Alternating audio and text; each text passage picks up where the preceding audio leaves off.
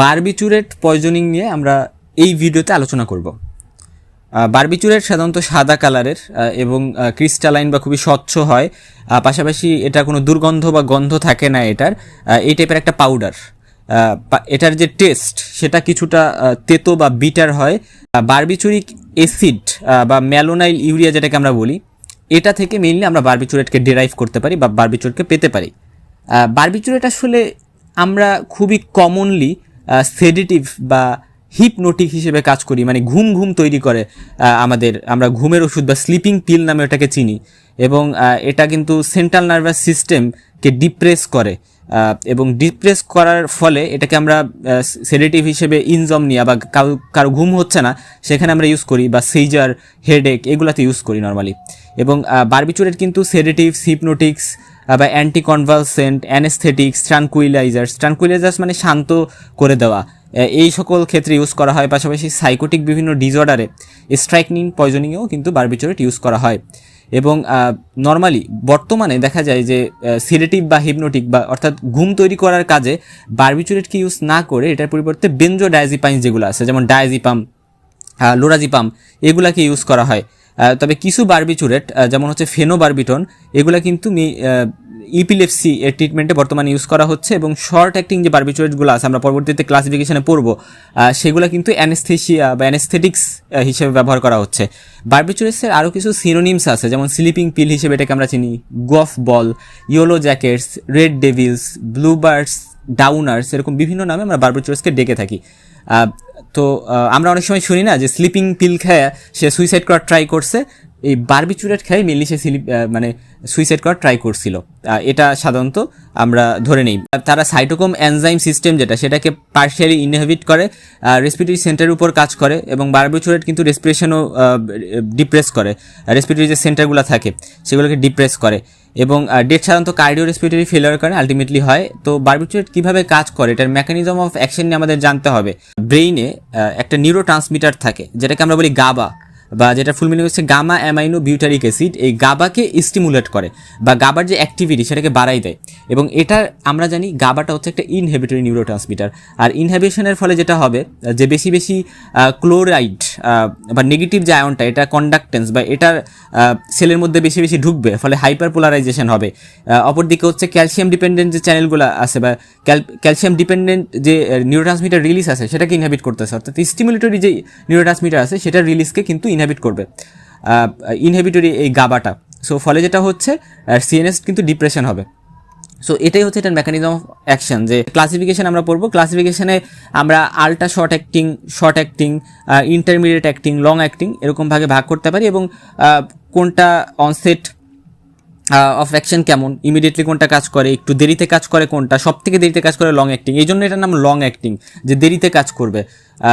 R duration of action অর্থাৎ বেশি সময় ধরে কাজ করে কোনটা, যেটা দেরিতে কাজ শুরু করে সেটা কিন্তু বেশি সময় ধরে কাজ করে, 6 থেকে 12 ঘন্টা লং অ্যাক্টিং যেগুলো। এখন আসা যাক যে আল্ট্রা শর্ট অ্যাক্টিংয়ের মধ্যে যেমন আছে পেন্টোথাল সোডিয়াম, তারপরে হচ্ছে কেমিথাল সোডিয়াম, থায়া অ্যামাইলাল সোডিয়াম, এগুলো। হ্যাঁ, আবার শর্ট অ্যাক্টিংয়ের মধ্যে আছে পেন্টোবারবিটাল, তারপরে অ্যামোবারবিটাল, ওরটাল, সাইক্লোবারবিটাল, এভাবে আমরা মনে রাখবো, সাইক্লোবারবিটোন। পাশাপাশি ইন্টারমিডিয়েট অ্যাক্টিংয়ের মধ্যে আছে অ্যামোবারবিটন, তারপরে বিউটোবারবিটন, প্রোবারবিটন, সোডিয়াম অ্যামাইটাল। আর লং অ্যাক্টিংয়ের মধ্যে আছে বারবিটন, ফেনোবারবিটন। এই ফেনোবারবিটনটা কিন্তু এই যে আমরা বললাম যে অ্যান্টিপিলিপটিক হিসেবে ইউজ হয় খুবই কমনলি। তারপরে ফিনাইটোইন, এগুলো কিন্তু আছে। এখন প্রত্যেকটার এখান থেকে আমাদের ফ্যাটাল ডোজটা জেনে নিতে হবে। ফ্যাটাল পিরিয়ড সাধারণত 1 থেকে 2 দিন, সবগুলোর ক্ষেত্রেই প্রযোজ্য এটা, বাট ফ্যাটাল ডোজ কিন্তু আলাদা। যেমন হচ্ছে আল্ট্রা শর্ট অ্যাক্টিংগুলোর ফ্যাটাল ডোজ হচ্ছে 1.5 থেকে 2 গ্রাম, তারপরে শর্ট অ্যাক্টিংয়ের হচ্ছে 1 থেকে 2 গ্রাম, ইন্টারমিডিয়েট অ্যাক্টিংয়ের 2 থেকে 3 গ্রাম, লং অ্যাক্টিংয়ের 3 থেকে 5 গ্রাম। এই সবগুলোর এভাবে কিন্তু আমরা নিজেদের মতো করে, এই জিনিসগুলো যখন আমরা মুখস্থ করব নিজেদের মতো করে, নিজের ট্রিক খাটিয়ে কিন্তু আমরা মুখস্থ করব। সাইন সিমটমস আমরা অনেক বইতে অনেকভাবে দেখব, বাট আমরা এখানে সুন্দর বা সহজ ওয়েতে ট্রাই করছি যে প্রত্যেক সিস্টেম হয় যে সিএনএসে কী করে, আইতে কী করে, কিডনিতে কী করে, স্কিনে কী করে, এইভাবে পড়লে মনে থাকে ভালো। যেমন সিএনএস হচ্ছে ড্রাউসিনেস করবে, কনফিউশন করবে, ডিলিরিয়াম, এক্সাইটমেন্ট, কোমা, এগুলা। আইতে হচ্ছে আই পিপিল কনস্ট্রিক্টেড করে দিবে, মায়োসিস করতেছে মানে প্রথম দিকে। এবং লেটারে হচ্ছে প্যারালাইটিক ডাইলেটেশন হবে, বা আমরা বলতেছি যে ওই জায়গায় প্যারালাইসিস হয়ে কাইন্ড অফ যে পার্মানেন্টলি ডাইলেটেশন হয়ে যাচ্ছে এরকম একটা, এবং রাইট রিফ্লেক্স থাকবে। আর তার পাশাপাশি হচ্ছে গিয়ে কিডনিতে কী হবে, সিভিয়ার অলিগিউরিয়া হবে, অর্থাৎ ইউরিনারি আউটপুট কমে যাবে, পাশাপাশি অ্যানিউরিয়া বা ইউরিনারি আউটপুট একেবারেই হচ্ছে না এরকমও হতে পারে, রেনাল ফেলিওর হবে, স্কিনে কী হবে, ইরিডিমা পাওয়া যেতে পারে এবং হাইপোথার্মিয়া, টেম্পারেচার কমে যাবে স্কিনে, এবং লাংয়ে pulmonary oedema, bronchopneumonia, respiratory depression হবে, যেমন স্লো অ্যান্ড শ্যালো ব্রিদিং, অর্থাৎ ব্রিদিং খুবই স্লোলি হচ্ছে, রেসপিরেটরি রেট কমে যাচ্ছে, এবং ফেসটা ফ্লাস্ট এবং কনজেস্টেড হয়ে যাবে, এবং অনেক সায়ানোটিক দেখা যেতে পারে, হার্ট এর অ্যাকশন কমে যাবে, বিপি কমে যাবে, মাসেরে ফ্লাসিড টাইপের প্যারালাইসিস হবে, রিফ্লেক্স নর্মালি অনেকটা কমে যাবে। তারপরে সাধারণত কজ অফ ডেথ বারবিচুরেট পয়জনিংয়ে যেটা কারণে ডেথ হয়, মেইনলি রেসপিরেটরি ফেলিওর, এটা আর্লি স্টেজে রেসপিরেটরি ফেলিওরের কারণেই হয়, তা বাদেও ভেন্টিকুলার ফিব্রিলেশন, তারপরে লেটার স্টেজে bronchopneumonia, complete lack of oxygen হচ্ছে অ্যানোক্সিয়া, সেটা যদি হয় ইরিভার্সিবলি পালমোনারি ইডিমার সাথে, তাহলেও ডেথ হইতে পারে। এবং ট্রিটমেন্ট আমরা কী দেবো, ট্রিটমেন্ট স্টোমাক ওয়াশ দেওয়া যাইতে পারে ওয়ার্ম ওয়াটারের সাথে পটাশিয়াম পারম্যাঙ্গানেট দিয়ে। তার পাশাপাশি যেটা খুবই ইম্পর্টেন্ট, যে পেশেন্টকে ওয়ার্ম রাখতে হবে এবং তার এয়ারওয়েকে ক্লিয়ার করতে হবে, অক্সিজেন ইনহেলেশন, আর্টিফিশিয়াল রেসপিরেশন এগুলো যদি লাগে এগুলো দিতে হবে। ম্যাগনেসিয়াম সালফেটের সিরাপ আমরা দিতে পারি ওরালি, যাতে হচ্ছে তার পারগেশনের বিষয়টা ঠিকঠাক হয়, যাতে আউটপুটটা ঠিকঠাক হয়, এবং ইন্টেস্টিনাল যে অ্যাবজর্পশন সেটাকে মিনিমাইজ করতে হবে। যদি বেরোই যায় ফিসিসের মাধ্যমে, স্টুলের মাধ্যমে, তাহলে অ্যাবজর্পশন কম হবে, ফলে ওই পয়জনটা বারবিচুরেটটা কিন্তু সহজে আমরা বের করতে পারতেছি। অ্যান্টিবায়োটিক্স আমরা দিতে পারি ইনফেকশনকে প্রিভেন্ট করতে, নর্মাল স্লাইন আইভি ইন্টারভেনাস 5% গ্লুকোজের সাথে দিতে পারি, ডায়ালাইসিস লাগলে সেটা দেওয়া যাইতে পারে। এবং লং অ্যাক্টিং বারবিচুরেটসগুলোর জন্য ইউরিনারি আউটপুট যেহেতু কমে যায়, আমরা ফোর্সড অ্যালকালাইন ডাইউরেসিস করতে পারি ফ্রুসামাইড দিয়ে, একটা ডায়ুরেটিক, যেটা খুবই ভালো একটা ডায়ুরেটিক, এবং আরও যে কমপ্লিকেশনসগুলো হবে সেগুলোর ট্রিটমেন্ট কিন্তু দিতে হবে। ঠিক আছে, এটা খুবই ইম্পর্টেন্ট। যেমন রেসপিরেটরি যে কমপ্লিকেশনসগুলো, এগুলো প্রিভেনশনের জন্য এন্ডোট্রেকিয়াল টিউব ইনটিউবেশন, তারপর হচ্ছে ইন্টারমিডিয়েন্ট পজিটিভ প্রেশার ভেন্টিলেশন, বা যাকে আমরা আইপিপিভি বলি, এটা দেওয়া যেতে পারে। ইনজেকশন বেমাগ্রিড যেটা, এটা দেওয়া যেতে পারে। অক্সিজেন ইনহেলেশন, তারপরে আর্টিফিশিয়াল রেসপিরেশন, তারপরে রেসপিরেটরি স্টিমুলেন্ট হিসেবে ইনজেকশন নিকাথামাইড, এটা দেওয়া যেতে পারে। আমাদের একটা কথা মনে রাখতে হবে যে বারবিচুরেট পয়জনিংয়ের কিন্তু কোনো স্পেসিফিক অ্যান্টিডোট নাই।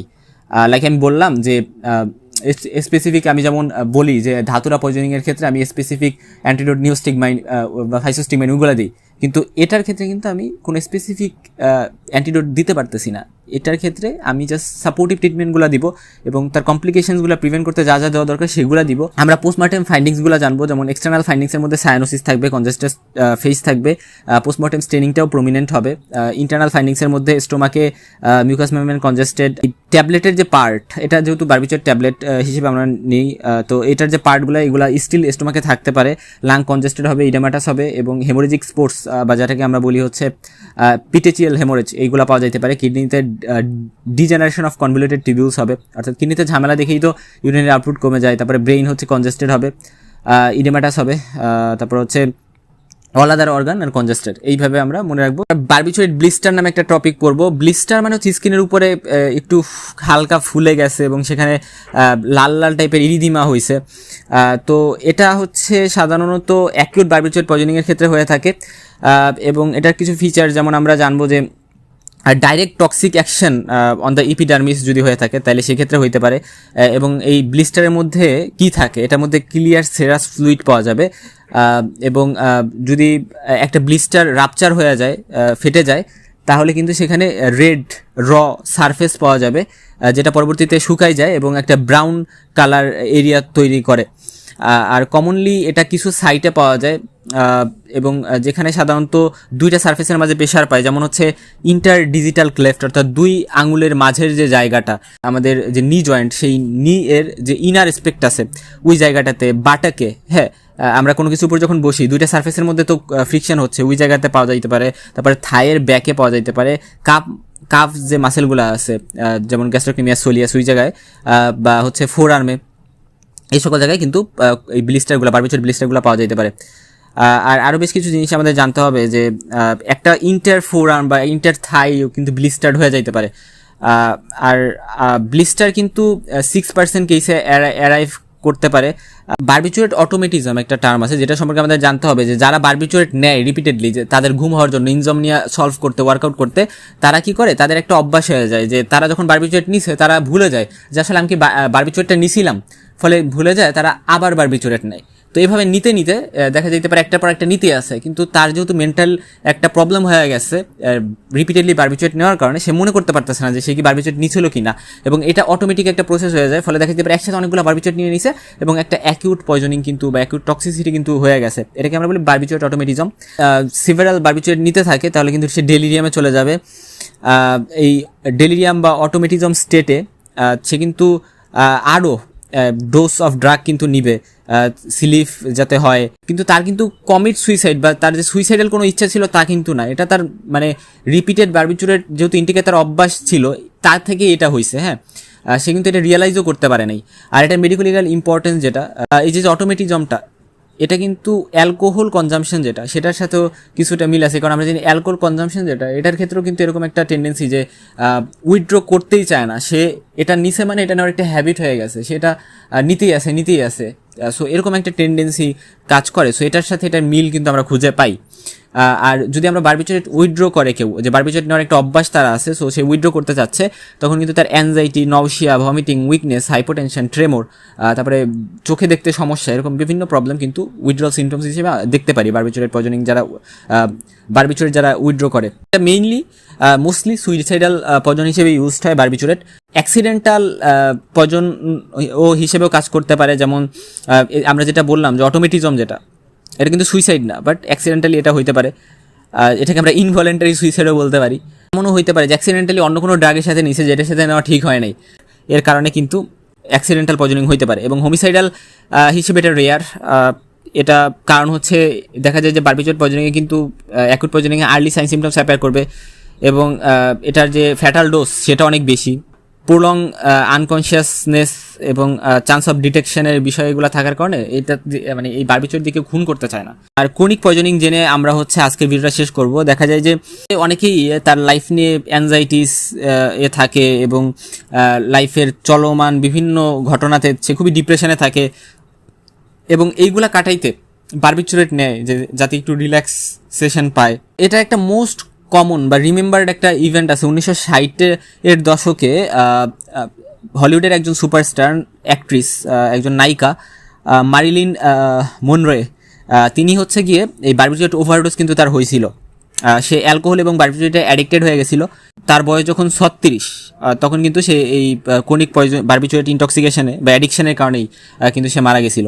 এবং ম্যানিফেস্টেশন হিসেবে দেখা যায় যে অনেকদিন ধরে যদি বারবিচুরেট নেয়, apathy, loss of power of concentration, কোনো কিছুতে মনোযোগ দিতে পারতেছে না, মাথা ঘোরাচ্ছে, ভার্টিগো হচ্ছে, কাঁপাকাঁপি করতেছে, অ্যাটাক্সিয়া হচ্ছে, মানে সেরেবেলার প্রবলেমগুলো হচ্ছে, এবং delirium, hallucination, mostly visual hallucination হয়।